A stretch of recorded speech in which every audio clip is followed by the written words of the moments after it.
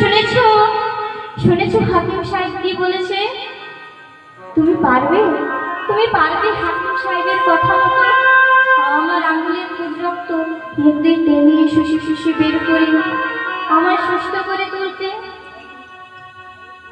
কৌশল্যা কিছুক্ষণ চুপ থাকলো, তারপর বলছে, স্বামী মুখ দিয়ে ঘৃণ্য কাজ? না না স্বামী, মুখ দিয়ে ঘৃণ্য কাজ আমি করতে পারবো না। তোমায় আমি আমার প্রাণের চেয়েও বেশি ভালোবাসি, কিন্তু ছি ছি ছি ছি, মুখ দিয়ে ঘৃণ্য কাজ? না না স্বামী, মুখ দিয়ে ঘৃণ্য কাজ আমি করতে পারবো না। তাই দশরথ এবার ছুটে গেলেন তার ছোট স্ত্রী অর্থাৎ সুমিত্রার কাজ, যাকে কিনা তিনি সব থেকে বেশি বিশ্বাস করতেন, ভালোবাসতেন। বলছে, সুমিত্রা, ও সুমিত্রা, তুমি কি পারবে, তুমি কি পারবে আমার এই আঙুলের পুজ রক্ত মুখ দিয়ে টেনে শুষে শুষে বের করে আমায় সুস্থ করে তুলতে? স্বামী, আমি তোমার জন্য জীবন দিতে রাজি। ছি ছি, না না, মুখ দিয়ে ঘৃণ্য কাজ দেখলেই যে ওটা আমার কেমন গাটা হয়ে উঠছে। ছি ছি ছি ছি, মুখ দিয়ে ঘৃণ্য কাজ আমি করতে পারবো না। দশরথ দেখল কৌশল্যা সুমিত্রা যখন পারবে না, আর কৈকেয়ীকে বলে লাভ নেই। রামায়ণে আমরা সব থেকে খারাপ ও কুটিল মনের নারী কাকে ভাবি মা? কৈকেয়ী। কিন্তু কৈকেয়ী খারাপ ছিল না, হয়ে গেছিল কিছু কুচরিত্রের ভাবিতে। কৈকেয়ী দশরথকে গিয়ে বলছে, স্বামী, তুমি এই কাজ ওদের বললে কিন্তু আমায় বললে না। আমি তোমার আঙুলের পুজ রক্ত মুখ দিয়ে টেনে শুষে শুষে বের করে তোমায় সুস্থ করে তুলব। দশরথ অবাক হল। তো তুমি পারবে কৈকেয়ী, পারবে?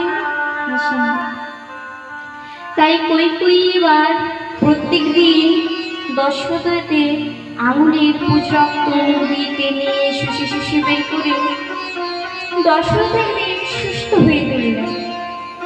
সুস্থ হয়ে বলছে, কৈকেয়ী, আচ্ছা বলো, তুমি যে খুবই ভালো মনের নারী সেটা আজ প্রকাশ হয়ে গেল। আচ্ছা বলো, আমি তোমায় দুটি বর দিতে চাই, বলো কৈকেয়ী, তুমি কি বর নেবে? বর? এখন আমার কোনো বরের দরকার নেই। না কৈকেয়ী, তোমাকে তো দুটি বর নিতেই হবে। আচ্ছা হ্যাঁ, তবে স্বামী, তুমি যখন এত জোর করে বলছো তখন এখন না, ঠিক পরে নিয়ে নেব। আচ্ছা ঠিক আছে। রামায়ণে তো একটি জায়গায় ভুল মা, কৈকেয়ী বলেছিল সে তার বর পরে চেয়ে নেবে, আর পর হতে বেশি দেরি লাগলো না। আস্তে আস্তে রাজা দশরথ তো বৃদ্ধ হচ্ছে, রাজা দশরথের বয়স হচ্ছে। তাই রাজা দশরথ কিছু মন্ত্রী দাসীদের ডেকে এনে বলছে, শোনো শোনো, আজকে গিয়ে নগর খবর দাও, কালকে আমি আমার বড় ছেলে রামচন্দ্রকে করব অযোধ্যার রাজা। তাই দাসী মন্ত্রীরা মহাদেবের আজ্ঞা শিরোধার্য করে চললেন নগর খবর দিতে। এইদিকে কৈকেয়ীর এক দাসী ছিল মা, যার নাম ছিল মন্থরা।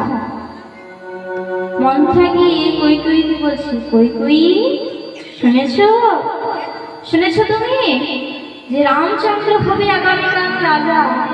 তখন কৈকেয়ীর গলায় মা একটু সোনার চেন ছিল, সেই চেনটি পরিয়ে দিয়ে বলছেন, হ্যাঁ শুনেছি তো, কালকে কালকে আমার পুত্র, আমাদের পুত্র হবে অযোধ্যার রাজা। হ্যাঁ অবশ্যই রামচন্দ্র রাজা হবে, কিন্তু তোমার পুত্র না, সে যে তোমার সতীনের পুত্র। রামচন্দ্র যদি রাজা হয় তাহলে কৌশল্যা হবে রাজমাতা। কৌশল্যা তোমায় তখন নাকি দড়ি দিয়ে ঘোরাবে, সেটা কি তোমার ভালো লাগবে? নিশ্চয়ই লাগবে না। তাহলে তুমি এক কাজ করো, তোমায় তো রাজা দশরথ দুটি বর দেবে বলেছিলেন, সেই বর দুটি তুমি এখন গিয়ে চেয়ে নাও। একবারে তুমি তোমার ছেলে ভরতকে বড় অযোধ্যার রাজা, আরেকবারে